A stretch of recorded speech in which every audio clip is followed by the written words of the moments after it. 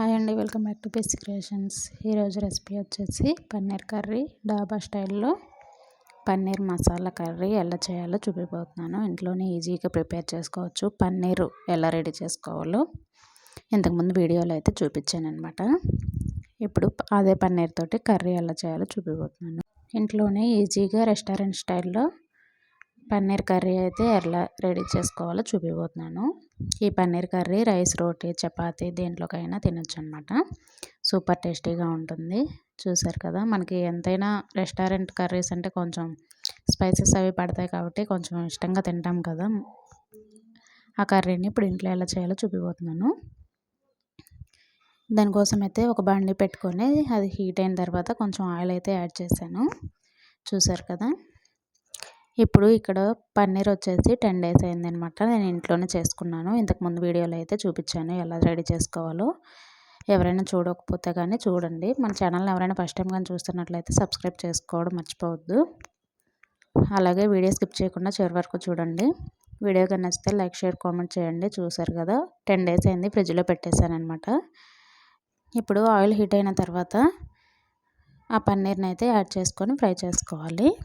ఇలా ఫ్రై చేసుకోవడం వల్ల ముక్కలు అనేవి పన్నీర్ ముక్కలు అనేవి తినేటప్పుడు పంటికి అంటుకోకుండా కొంచెం గట్టిగా బాగుంటాయి అన్నమాట. స్మెల్ కూడా రాకుండా ఉంటాయి. బయట తెచ్చిన పన్నీర్ కర్రీ అయినా ఇలాగ రెడీ చేసుకోవచ్చు. చూసారు కదా, ఇలాగ కలర్ చేంజ్ అయ్యే వరకు ఫ్రై చేసి పక్కన పెట్టేశాను. ఇప్పుడు అదే ఆయిల్లో ఒక పెద్ద మీడియం సైజు ఆనియన్ అయితే ఇలాగ పొడవుగా కట్ చేసి యాడ్ చేసుకున్నాను అదే ఆయిల్లో.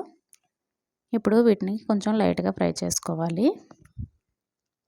చాలామందికి పన్నీర్ వాసన వస్తుంది కదా, స్మెల్ వస్తుంది కదా, అది ఎలా తింటారు అని అంటూ ఉంటారు. అది కరెక్ట్గా చేసుకుంటే స్మెల్ ఏం రాదండి, టేస్ట్ బాగానే ఉంటుంది. ఒకసారి ట్రై చేయండి. ఒకసారి తిన్నారంటే ఇంకా పద్దాకల పన్నీర్ కర్రీ చేయాలి, తినాలి అనుకుంటారు. నాకైతే చాలా ఇష్టం పన్నీర్ కర్రీ అయితే. చూసారు కదా, ఇప్పుడు ఆనియన్ కొంచెం లైట్గా ఫ్రై అయిన తర్వాత, మరీ బాగా ఫ్రై అవ్వలేదు, లైట్గా ఫ్రై అయిన తర్వాత ఒక పెద్ద టమోటా అయితే చిన్న ముక్కలు కట్ చేసి అదే ఉల్లిపాయల్లో యాడ్ చేశాను కదా. ఇప్పుడు కొద్దిగా మూత పెట్టి కొంచెం సేపు అలాగా ఫ్రై చేశాను. సాఫ్ట్గా అయిందనమాట టమాటా కూడా. ఇప్పుడు స్టవ్ ఆపేసి వీటిని పూర్తిగా చల్లారబెట్టుకోవాలి. చూసారు కదా, పూర్తిగా చల్లారిన తర్వాత ఇలా ఉంటుందన్నమాట. ఇప్పుడు మిక్సీకి వేసుకోవాలి వీటిని. ఒక మిక్సీ గిన్నెలోకి ముందుగా ఫ్రై చేసుకున్న టమాటోని, ఆనియన్ని యాడ్ చేశాను కదా. ఇప్పుడు ఒక 5 వెల్లుల్లి రెబ్బలు వేసుకున్నాను. కొద్దిగా దాల్చిన చెక్క, 3-4 లవంగ మొగ్గలు. మనం మసాలా తినేదాన్ని బట్టి, స్పైసెస్ని బట్టి, పిల్లలు ఉంటే కొంచెం ఘాటు తక్కువ తింటారు కదా, అలాగా యాడ్ చేసుకోవాలి. ఇప్పుడు 3 ఇలాచీని అయితే యాడ్ చేసుకుంటున్నాను. అలాగే కొంచెం జీడిపప్పు, గ్రేవీ బాగుంటుంది, టేస్ట్ సూపర్ ఉంటుంది అనమాట జీడిపప్పు యాడ్ చేయడం వల్ల. 4 జీడిపప్పులైనా యాడ్ చేసుకోండి, టేస్ట్ బాగుంటుంది. ఇప్పుడు వీటిని అయితే పేస్ట్ చేసేసాను. చూసారు కదా, వాటర్ యాడ్ చేసుకుంటూ ఈ విధంగా పేస్ట్ వచ్చే వరకు గ్రైండ్ చేసుకోండి. ఇప్పుడు దాన్ని పక్కన పెట్టేసి బండి పెట్టుకొని దాంట్లో ఆయిల్ అయితే కర్రీకి సరిపడి యాడ్ చేసుకుంటున్నాను. అంటే మనం ఎంత కర్రీ అయితే చేస్తామో ఐడియా ఉంటుంది కదా, అలాగా. ఆయిల్ హీట్ అయిన తర్వాత 2 బిర్యానీ ఆకులు, కొద్దిగా జీలకర్ర అయితే వేసాను. ఇప్పుడు వీటిని ఫ్రై చేసుకోవాలి బాగా. పాలు విరిగిపోయినప్పుడు పడేయకుండా పన్నీర్ ఎలా చేయాలో చూపించాను ఇంతకుముందు వీడియోలో, దాన్ని అయితే చూడండి. పన్నీర్ ఇంట్లోనే రెడీ చేసుకోవచ్చు. అదైతే స్మెల్ ఉండదు. బయట తెచ్చుకున్నదైతే కొంచెం లైట్గా స్మెల్లే ఉంటుంది, ఎవరు తినలేరు. అందుకే నేను ఇంట్లోనే చేసుకుంటాను అనమాట మ్యాక్సిమం.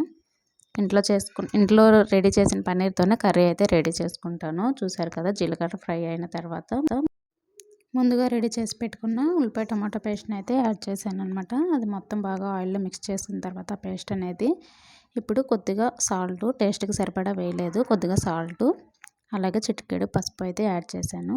ఇప్పుడు మొత్తం బాగా మిక్స్ చేసేసి ఉప్పు, పసుపు అనేది ఆ పేస్ట్లో కలిసేలాగా ఇలాగా, చూసారు కదా, ఇలాగా మొత్తం బాగా కలిపేసుకొని మూత పెట్టేసి ఒక 2-3 minutes అలాగా మధ్య మధ్యలో కలుపుతూ ఫ్రై చేసుకోవాలి.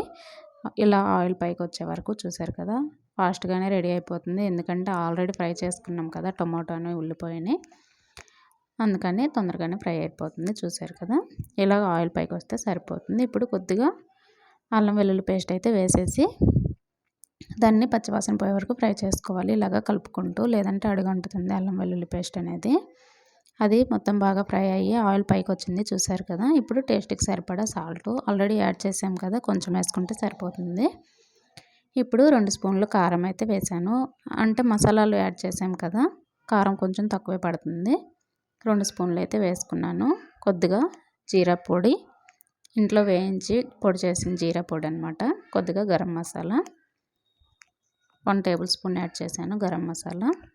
ఇప్పుడు మొత్తం బాగా మిక్స్ చేసుకోవాలి. పచ్చివాసన పోయే వరకు ఫ్రై చేసుకోవాలి. వీటిని కూడా ఆయిల్ పైకి వచ్చేలాగా ఇలా కలుపుకుంటూ ఫ్రై చేసుకోవాలి. చూసారు కదా ఇలాగా. ఇప్పుడు ఇలా ఫ్రై అయింది కదా, చూసారు కదా ఆయిల్ అనేది పైకి వచ్చింది. ఇప్పుడు గ్రేవీకి సరిపడా వాటర్ అయితే యాడ్ చేసుకోవాలి. అంటే ఎక్కువ యాడ్ చేయకూడదు. 1 కప్పు అలా యాడ్ చేసామనుకో గ్రేవీ ఇలా ఉంటుంది. చూసారు కదా కలిపేటప్పటికి. ఆ వాటర్ వేసిన తర్వాత మిక్స్ చేసిన తర్వాత చూపిస్తున్నాను గ్రేవీ ఎలా ఉందా అని. ఇప్పుడు మూత పెట్టేసి ఒక 2-3 మినిట్స్ మధ్య మధ్యలో కలుపుకుంటూ ఫ్రై ఉడికించుకోవాలి ఆ వాటర్ అనేది. చూసారు కదా 5 మినిట్స్ తర్వాత మధ్య మధ్యలో కలుపుతూ మళ్ళీ చూపిస్తున్నాను మీకు. ఇలా ఉడికే టైంలో ముందుగా వేయించి పెట్టుకున్న పన్నీర్ ముక్కలను అయితే యాడ్ చేసేసుకున్నాను. ఇప్పుడు వీటిని కూడా బాగా కలిపేసి టేస్ట్ చూసుకొని సాల్ట్ సరిపోకపోతే యాడ్ చేసుకోవచ్చు, కారం కూడా యాడ్ చేసుకోవచ్చు సరిపోకపోతే.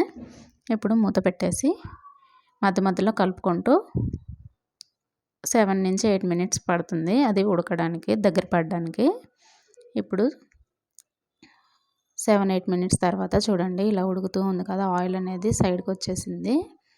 ఇప్పుడు కొద్దిగా మళ్ళీ మిక్స్ చేసేసి ఇలాగా, అంటే అడుగంటుతుంది కదా, కర్రీ కలుపుకుంటూ ఉండాలి.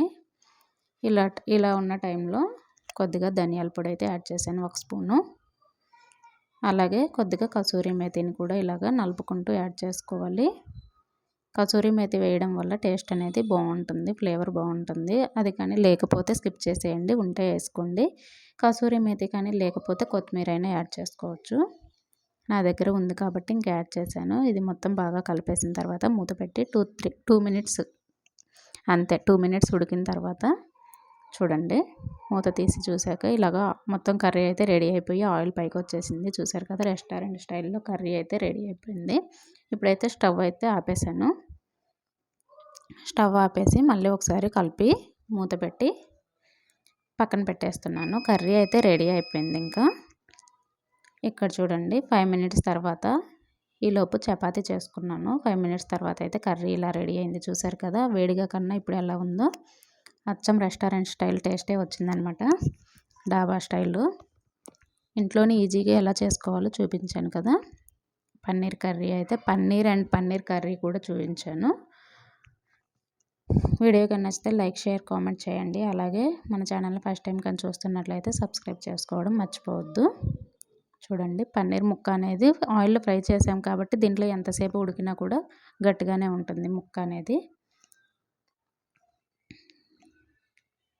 చూసారు కదా. Thank you for watching. Bye bye.